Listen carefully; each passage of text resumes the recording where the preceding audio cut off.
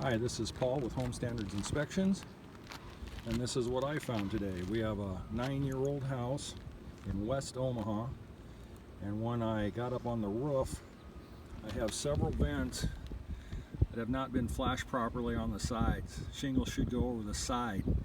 For an example, like this roof vent, shingles are on the side so water can't get underneath.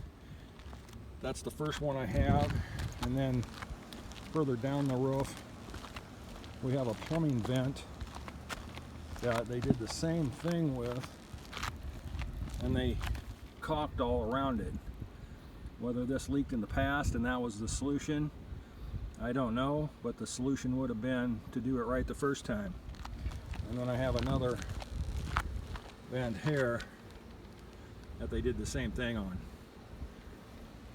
So I am going to call all this out, and I just thought people would like to see what's going on a 9-year-old home.